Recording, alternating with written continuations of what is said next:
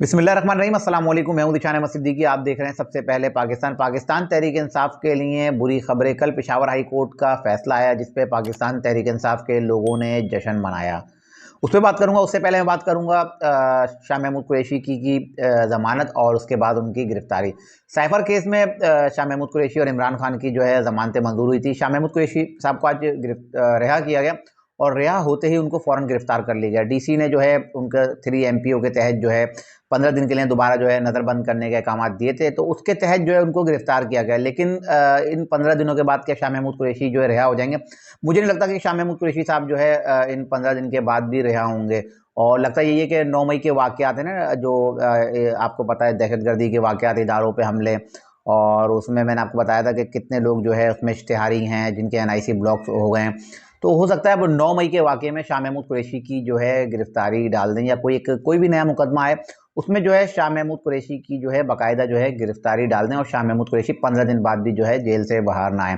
क्योंकि मैं पहले ही बात बता चुका था कि शाह महमूद कुरैशी साहब जो है जमानत जब मंजूर हुई थी तो मैंने उस वक्त कहा था कि जमानत तो मिल गई, क्या इमरान खान साहब और शाह महमूद कुरैशी रिहा होंगे? तो मैंने अपने ब्लॉग में बात वाज़ेह बता दी थी कि इनको रिहाई नहीं मिलेगी।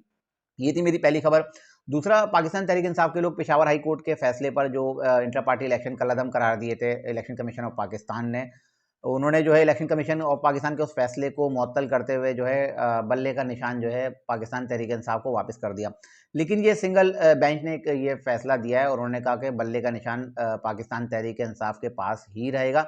लेकिन कब तक? उन्होंने कहा कि अभी छुट्टियां हैं और छुट्टियों के बाद जब 9 जनवरी को जो पहला बेंच बनेगा वो बेंच जो है इसका फैसला करेगा।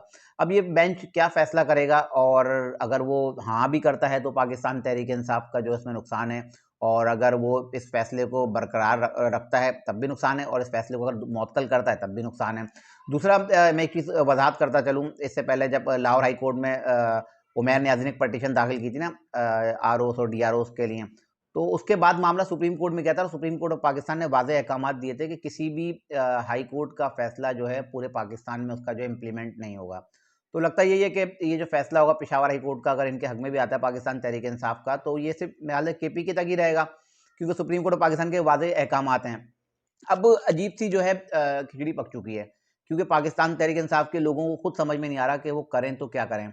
अब मैं आपको अगर बताऊं कि अगर पेशावर हाई कोर्ट अगर फैसला देता है, अगर जिनका 9 जनवरी को उसकी समाअत होगी और वो अगर कहते हैं कि ठीक है बल्ले का निशान जो है पाकिस्तान तहरीक इंसाफ के पास ही रहेगा, पहले तो मैं वजाहत कर दूं हाथ के हाथ, ये मामला सुप्रीम कोर्ट में जाएगा और सुप्रीम कोर्ट ऑफ पाकिस्तान में अब तक इलेक्शन कमीशन ऑफ पाकिस्तान ने फैसला तो नहीं किया जाएगा, लेकिन इलेक्शन कमीशन ऑफ पाकिस्तान जो है सुप्रीम कोर्ट जाएगी। इसके अलावा अकबर एस बाबर भी सुप्रीम कोर्ट जाएंगे पेशावर हाई कोर्ट के इस फैसले के खिलाफ कि इंटर पार्टी इलेक्शन का जो कलअदम करार दिया था इलेक्शन कमीशन ऑफ पाकिस्तान ने, उस फैसले को जो मुअत्तल किया पेशावर हाई कोर्ट ने, इस पर अकबर एस बाबर और election commission of Pakistan supreme court जाएंगे और सुप्रीम कोर्ट में इसका फुल कोर्ट बेंच बनेगा और उसके बाद वही फैसला होगा कि बल्ले का निशान जो है शायद इनके पास ना रहे। लेकिन अगर बल्ले का निशान रहता भी है तो तब भी जो है इन लोगों को नुकसान है। अब पहला अगर इनका मैं नुकसान आपको बताऊं, पहला नुकसान इनका ये है कि ये लोग बल्ले का निशान लेने के पीछे लगे रहे, लेकिन इनको यही नहीं पता कि इलेक्शन कमीशन ऑफ पाकिस्तान एक तरजीह फहरिस्त जारी की जाती है ना, जो खुसूसी नशिस्तें होती हैं, वो इलेक्शन कमीशन ऑफ पाकिस्तान ने जारी कर दी हैं और उनमें तरजीह फहरिस्त पाकिस्तान तहरीक इंसाफ की जानिब से जमा ही नहीं कराई गई, क्योंकि इनको इंतखाबी निशान मिला ही नहीं था। अब हम बात करें कौमी असम्बली में 70 नशिस्तें हैं, जिसमें 60 जो है ख़वातीन की हैं और 10 जो है अक़लियतों की हैं। इसके अलावा पंजाब में जो है, अगर हम पंजाब की बात करें, जिसमें जनरल नशिस्तें 297 हैं, 66 खुसूसी हैं, 8 अक़लियती हैं। इसके अलावा KPK में 115 जो जनरल नशिस्तें हैं, 26 मखसूस हैं और 4 गैर मुस्लिम की हैं। इसके अलावा सिंध में 130 जनरल हैं, 29 जो है मखसूस नशिस्तें हैं, 9 जिनमें 9 गैर मुस्लिम की हैं इनमें। और अगर बलूचिस्तान की बात करें, इसमें 65 जो सूबाई की हैं और 11 जो है मखसूस नशिस्तें, 3 गैर मुस्लिम की हैं। अच्छा, अब जो अक़लियती नशिस्तें जो है ना, अक़लियती और मखसूस नशिस्तें, उन नशिस्तों के लिए जो तरजीही लिस्ट दी जाती है ना, पाकिस्तान तहरीक इंसाफ की जानिब से दी ही नहीं गई। तो इससे तो लगता है कि पाकिस्तान तहरीक इंसाफ का पहला नुकसान तो ये हो गया। अब अगर आपको बल्ले का निशान मिल भी जाता है तो आप इतनी बड़ी जो मखसूस नशिस्तें जो आपने लेनी तरजीह लिस्ट देनी थी वो तो आपने दी ही नहीं। पहला नुकसान आपका ये हो गया। अच्छा, अब अगर हम आए पाकिस्तान तहरीक इंसाफ के तकरीबन 24 तो 34 लोगों ने जो है अपने कागजात नामजदगी जमा कराए हैं। अब इसमें जो है इनके जो लोग हैं वो इसमें 450 लोगों को फाइनल करेंगे। अब जब 450 लोगों को ये फाइनल करेंगे तो जो बाकी लोग, जो 2000 लोग बचेंगे, वो कहाँ जाएंगे? अब उनका भी शिकवा होगा, क्योंकि हर किसी की ख्वाहिश है कि हम इलेक्शन लड़ें। अब जब आप 450 लोगों को आप टिकट जारी कर देंगे, जो 2000 लोग हैं वो आपसे नाराज़ भी हो सकते हैं, आपसे मुनरिफ भी हो सकते हैं, आपके खिलाफ भी जा सकते हैं। एक ये मसला पाकिस्तान तहरीक इंसाफ के लिए। अच्छा, अगर आप 450 लोगों को आपने जो है पाकिस्तान तहरीक इंसाफ का टिकट दे दिया और पाकिस्तान तहरीक इंसाफ की जानिब से उन्होंने कागज़ात नामज़दगी जमा करा दिए और उसके बाद अगर सुप्रीम कोर्ट ऑफ पाकिस्तान ने अगर बल्ले का आपसे निशानी वापस ले लिया, तो वो आपके 450 लोग भी गए। वो कहाँ खड़े हैं फिर? ज़ाहिर-सी बात है उनके कागज़ात नामज़दगी रिजेक्ट हो जाएँगे, क्योंकि वो बल्ले के इंतखाबी निशान पे वो जो है इलेक्शन कमीशन ऑफ पाकिस्तान में अपने कागज़ात जमा कराएँगे। और अगर सुप्रीम कोर्ट ने फैसला दे दिया और पेशावर हाई कोर्ट का फैसला मुअत्तल कर दिया, तो फिर तो आपके वो 450 लोग जो टिकट जमा कराएँगे, वो भी चले गए। तो पाकिस्तान तहरीक-ए-इंसाफ जो है अजीब मुश्किल में घिरी हुई है। अगर फैसला इनके हक में आता है, तब भी ये फँसे हुए हैं, अगर फैसला इनके खिलाफ आता है, तब भी ये फँसे हुए हैं। तो पाकिस्तान तहरीक-ए-इंसाफ को अब कुछ समझ में नहीं आ रहा और पाकिस्तान तहरीक-ए-इंसाफ को अपने अंदर से ही जो है मुझे लगता है कि इनको जो है मज़ाहिमत का सामना है।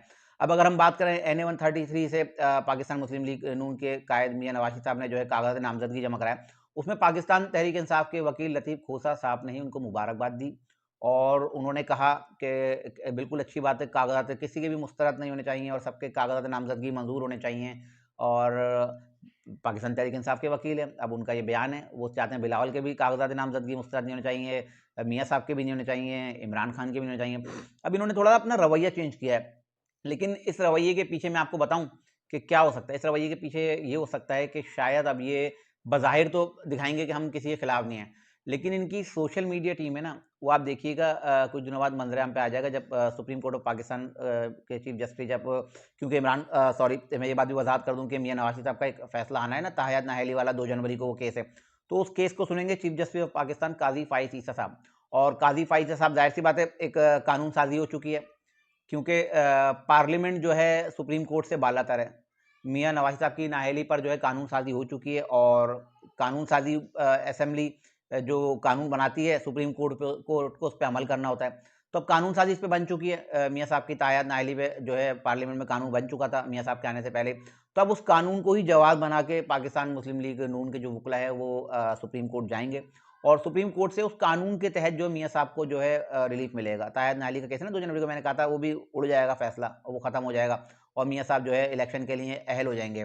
तो उसके बाद जो पाकिस्तान तहरीक इंसाफ के जो सोशल मीडिया की जो टीम है ना, वो फिर ये प्रोपेगेंडा करेगी कि चीफ जस्टिस ऑफ पाकिस्तान ने जो है मियाँ साहब को जो रिलीफ दिया और ये नून लीग की सहूलतकारी की और ये पाकिस्तान मुस्लिम लीग नून को सहूलत दे रहे हैं और मतलब मुख्तलिफ फला जो भी पहले आर्मी चीफ पे इल्ज़ाम लगे फिर चीफ जस्टिस ऑफ पाकिस्तान फिर चीफ इलेक्शन कमिश्नर पे फिर इदारों पर तो सबके खिलाफ जो पाकिस्तान तहरीक इंसाफ को जहाँ से शिकस्त नज़र आएगी ना तो वो तमाम लोग उनको बुरे लगेंगे।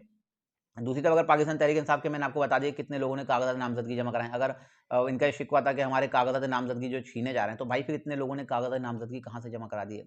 बहरहाल पाकिस्तान तहरीक इंसाफ के लिए कड़ा वक़्त है, मुश्किल वक़्त है, फ़ैसला इनके हक़ में आता है, तब भी ये फँसते हैं और फ़ैसला इनके खिलाफ आता है, तब भी ये फँसते हैं। ये थी आज की कुछ खबरें जिसके साथ मैं हाज़िर हुआ था। इंशाअल्लाह मज़ीद खबरों और नई तजदीद के साथ फिर हाज़िर होता हूँ। तब तक के लिए इजाज़त दीजिए। अल्लाह हाफ़िज़।